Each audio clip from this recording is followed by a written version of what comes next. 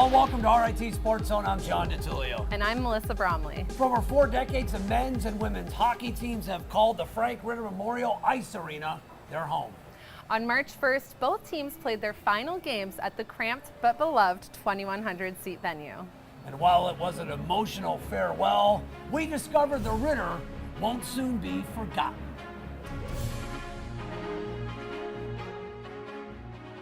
And the Tigers are going to send the Frank Ritter Arena out in style. 3-1. RIT wins here in the regular season finale. When you look at it when it's empty, there's really not much to the arena. You know, it's brick walls, it's small wood benches. It's the people that are in the arena that make the atmosphere, that kind of have that lure to Ritter Arena. It is a great place. Recruits come here, people from the community come here, first-time fans, they can't believe how wonderful it is, and you know, they get hooked. They come back and they become part of this whole, you know, Tiger spirit that we have. Let's go Tigers! Let's go Tigers! Oh, it's really my favorite place to watch athletics. I mean, it's a fantastic home field advantage for our hockey teams, and the crowd goes crazy. You know, it's been a wonderful, wonderful story of RIT hockey from the early days in D3 to these wonderful days we're having in Division I.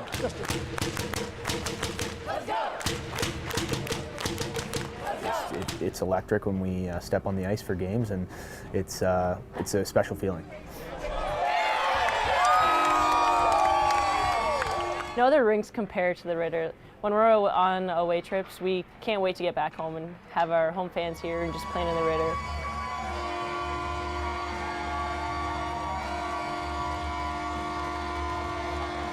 It's pretty compact, which is awesome, I think, for women's hockey because we get a lot of fans.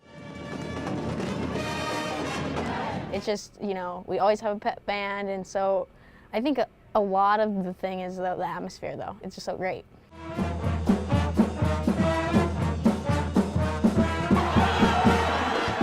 Ritter's been our baby over the past 40 years, but particularly over the past, you know, 30 years, where we've really grown our hockey programs. It's been like our nest here. Honestly, for me, I don't think it's set in just yet. You know, you get so focused on the season and you try not to think about it or get distracted by it. But thinking now that you're, you know, a couple games away from actually never playing a game in here again, it's kind of hitting home now. My favorite memory, probably cliche now, but it's got to be the national championship.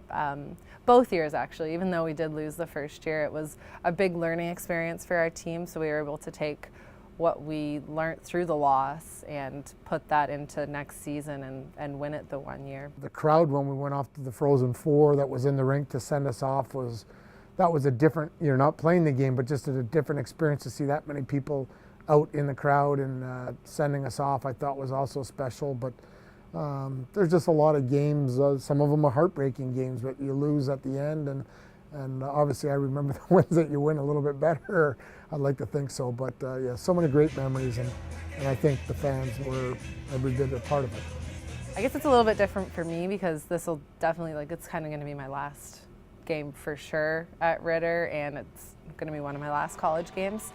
So it'll be weird. It'll be really weird to know that we're the team that kind of finished off a legacy almost and finished off what RIT has known for hockey for so long. It's given us as the team a lot.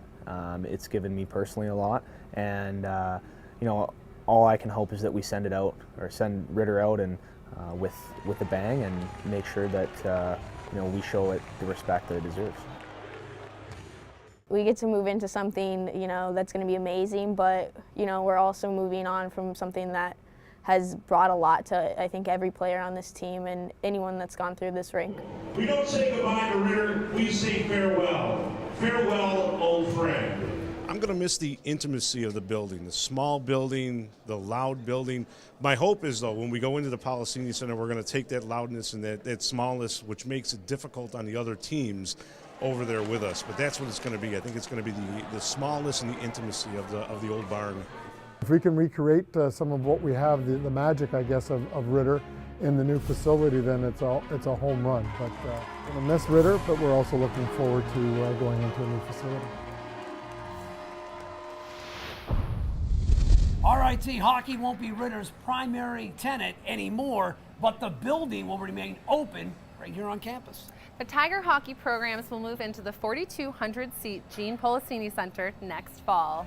Well, still to come on this edition of SportsZone, the longest game in RIT women's hockey history leads to a Division I first for the Tigers. Plus, in lacrosse, RIT completes a miraculous comeback to topple the nation's top team. Highlights are ahead. You're watching RIT SportsZone.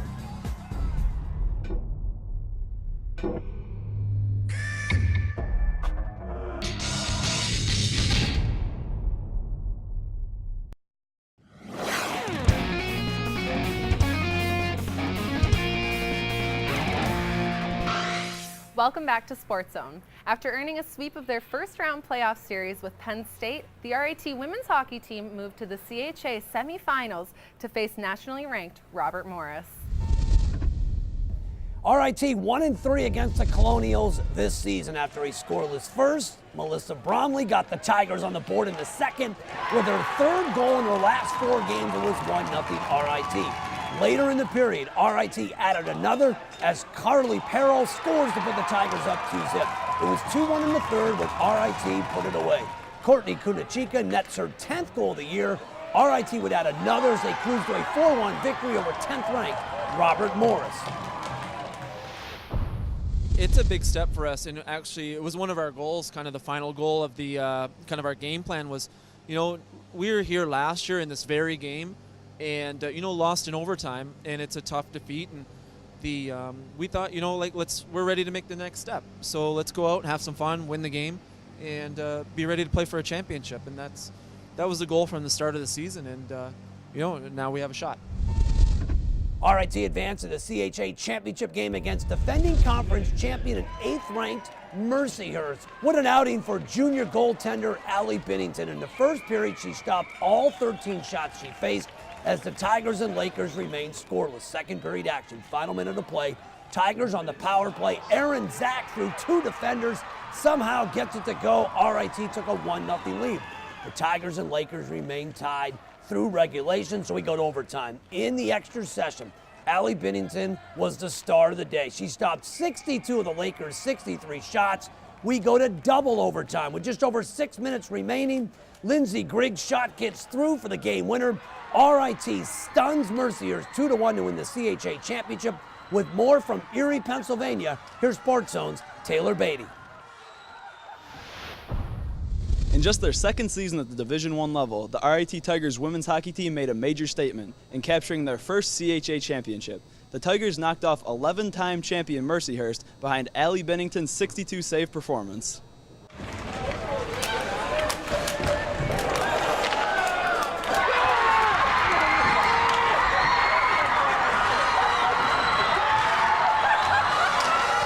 What were you feeling when Lindsay put that one home at the end?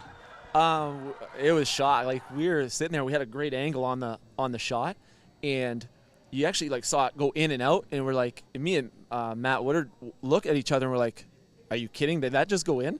And then we turn around and Siobhan is jumping on us, and you know, we're like, and then the girls were gone. You know, they're like all of a sudden full of life and right off the bench, and an amazing feeling. Honestly, like, I had nothing to describe the feeling. I shot the puck and like I didn't even process it that went in, and then all of a sudden all the players were coming on the ice, and I mean the feeling is indescribable. And I mean Allie on the back end kept us in this game the whole time, so I mean she's the one to thank right now because she played amazing and played her heart out. We've talked about it before, but what more can you say about Allie Binnington's play? Nothing. Like, she proves it yet again that in the biggest moments when the biggest spotlight is on her, she gets it done, and she gives you a chance to win any game that she plays in. 62 saves tonight. What got into you? You played out of your mind. I don't know. I wasn't really looking at the shot count. You know, just focusing on the next shot the whole game, and try not to look up there and try not to think about how tired you are. Just try to keep moving forward. And I'm just happy that Lindsay ended it when she did. I think, you know, Binner stands on her head. She is a huge part of this team. She's the backbone of this team, and you know, when we know that, and, you know, she kept us in this game, you know, but, you know, we all worked hard, and, you know, that's the great thing about our team is that we're such a team, we're so cohesive, and, you know, we work until we get the result we want. You guys killed off a ton of penalties throughout the game, and your special teams were just unbelievable. What can you say about that effort? Yeah, I can't say enough about the special teams effort. You know, a lot of the, you know, you got Celeste and Courtney and Marissa and Aaron, who are probably our top 2 pairs for penalty killing, and they absolutely crushed it the entire night and did everything they needed to do. And, you know, even the team as a whole, we were blocking shots, we were getting in lanes and doing what we needed to do to get the win. I think they were a huge part of the game, and I think everyone was sacrificing their bodies and blocking shots, and I think that's what really helped us out in the end. I mean, probably a bunch of us are going to go home with bruises and having to put ice on them, but it was all worth it. And I thought we battled through everything, and we told the girls those bruises will heal up in no time. You know, that trophy will last forever. Just your second season at D1, what does it mean to the program to bring home a CHA championship? It's huge, and it goes on the girls about kind of our year with being such a young team and learning how to play with each other early in the year, and we've certainly had our ups and downs early on, and the way the team came together down the stretch, started gelling with each other, and then kind of having our seniors and juniors really take charge and just lead our team right to the final buzzer was unbelievable. Second year in Division I, and we already take a championship. I mean, the future looks bright, and I can't wait for what's to come next. I think tons of people have doubted us, and if you look back, just last year we played Mercyhurst in our first game, and I think it was 7-2. They had 2 quick goals, and, you know, just to see the progress that we've made over 2 years, it's literally unbelievable, and it's great. You guys are returning a bunch of key players next year, but how hard is it going to be losing those 3 seniors? Yeah, it's going to be tough. I mean, they were a huge part of our team, and they contributed so much, so it's really tough to lose them. But, I mean, they played so well, and I think they should be proud of how they did. They accomplished everything imaginable to accomplish, and, you know, they've left a legacy. They've left their mark. That's what they needed to do, and they're not coming back, so you're going to have to find a way to win without them. Oh, next year we're coming back. We're coming back to win it again. That's for sure. You know, we get to go further hopefully after next year. So that's the plan. We start there, CHA champions, and then go on. Meanwhile, the RIT men's hockey team entered the Atlantic Hockey Association playoffs as the 9th seed. So the Tigers had to travel to Holy Cross for a best-of-3 first-round series with the Crusaders. The Tigers were eliminated 2-1 as Holy Cross rallied from 2 goals down in Game 3 to defeat the Tigers in overtime. RIT finishes the year with a record of 12-20-5.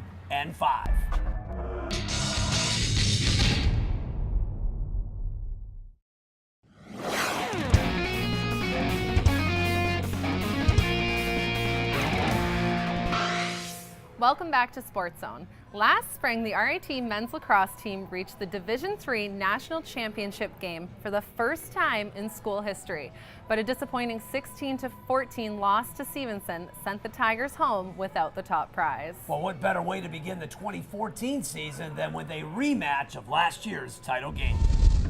Number 1 Stevenson facing number 2 RIT at the Carey Dome in Syracuse. We pick things up in the 4th, RIT trailing by 4 with under 2 minutes to play when transfer Casey Jackson nets his second of the day with 14-11 Mustangs. Just 33 seconds later, the Tigers on the attack again, and it's Jackson who scores again to pull RIT within 2 with just 57 seconds remaining.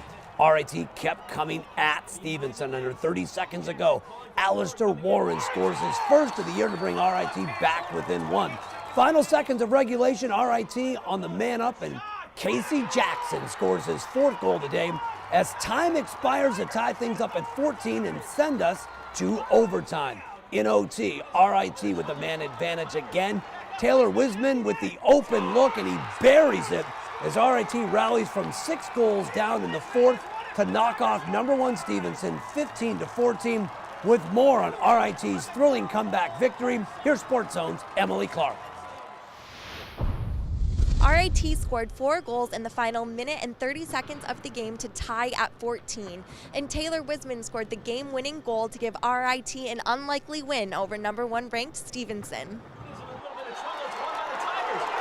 Wisman, empty net, scores!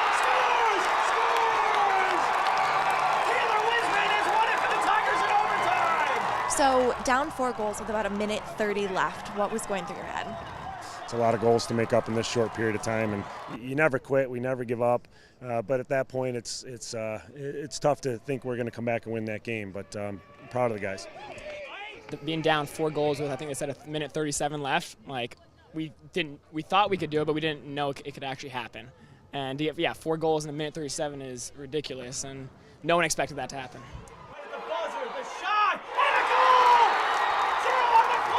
Scoring the game tire in that final second, what was going through your head?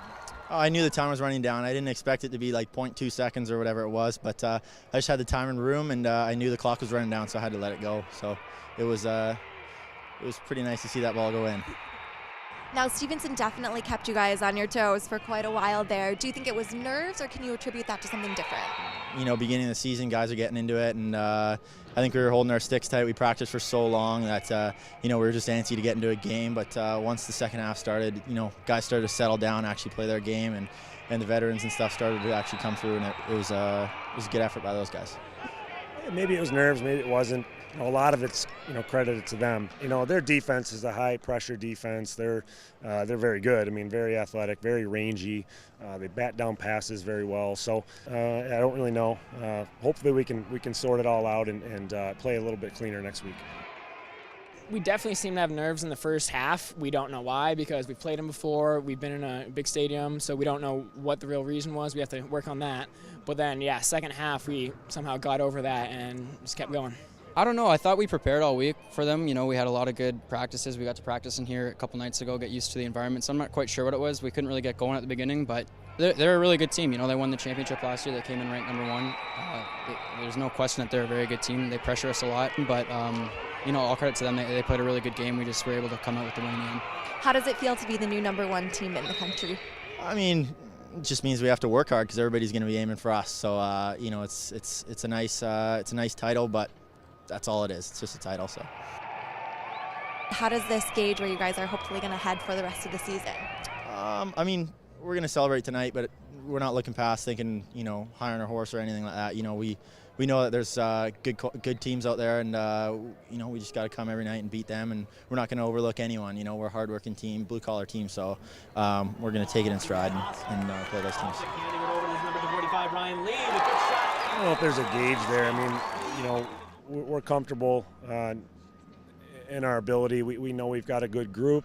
It's just, we've got to be hungry for every single contest. That's going to be the key. I mean, can you get over this and regroup and come back next week and play again? Every game going down the line is a huge game, and it's a ladder. Coach McKee talks about, every game's a rung on the ladder, and obviously the end of the ladder is the national championship, which we just came up short on last year. So it's the first win. It's exciting, but, it's just the first win. That's it.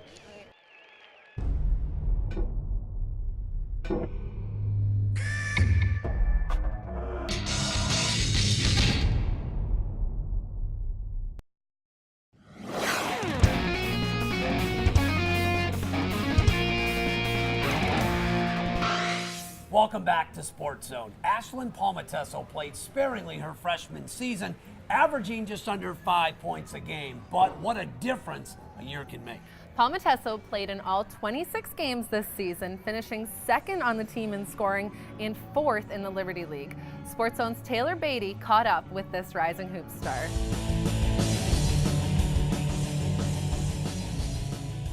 Last year was your freshman year, and you averaged a little less than 5 points a game. This year, your sophomore year, you're averaging almost 16. What's been the difference? I think between the 2 years accepting my role, last year I had a smaller role on the team, and this year I have a larger role. I worked hard in the off season to improve my shot.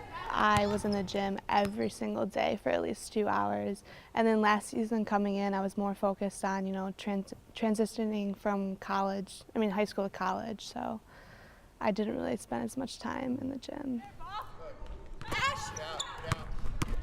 So what do you think Ashlyn's role will develop into? I definitely think that Ashlyn is going to be a great captain someday. If not next year, then obviously her senior year. I think that she's going to continue to be a role model for younger players. And her work ethic, I think, is contagious. I think, she's in the gym all the time. Other kids want to be in the gym when she's in here. So I just think it's a really positive thing.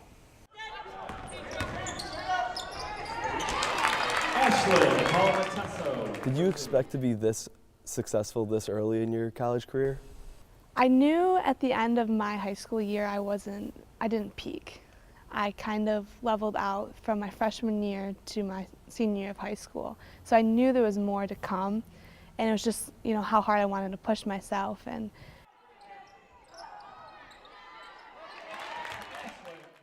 This being only your sophomore year, what do you expect out of yourself for the next 2 years in college?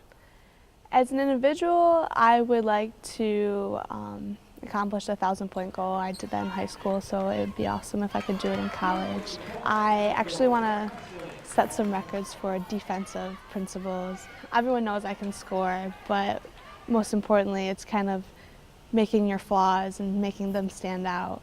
So I hope to do that. As a team, I would like to win Liberty League and hopefully make it to NCAAs.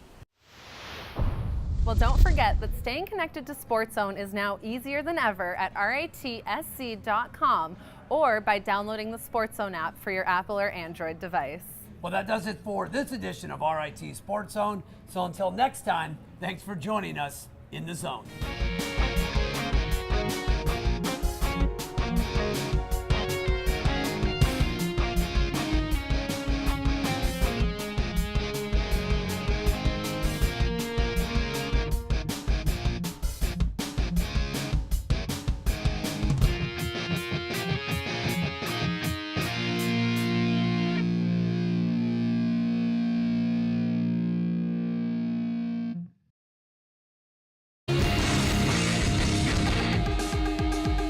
Well, welcome to RIT SportsZone. I'm John DiTullio. And I'm Melissa Bromley. For over 4 decades, the men's and women's hockey teams have called the Frank Ritter Memorial Ice Arena their home. On March 1st, both teams played their final games at the cramped but beloved 2,100-seat venue. And while it was an emotional farewell, we discovered the Ritter won't soon be forgotten.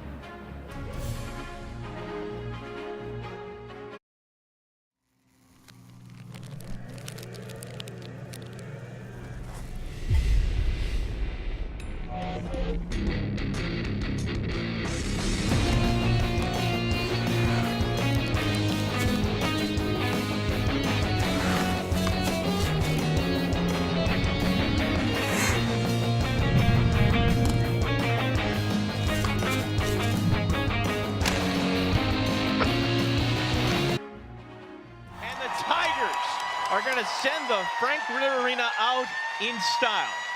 3-1. RIT wins here in the regular season finale.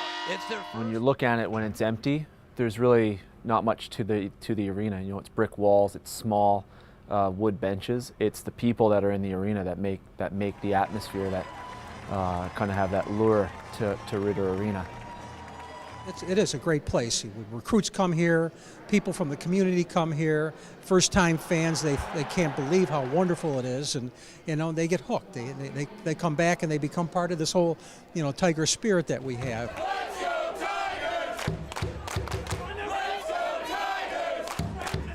Oh, it's really my favorite place to watch athletics. I mean, it's a fantastic home field advantage for our hockey teams, and the crowd goes crazy. It's been a wonderful, wonderful story of RIT hockey from the early days in D3 to these wonderful days we're having in Division I.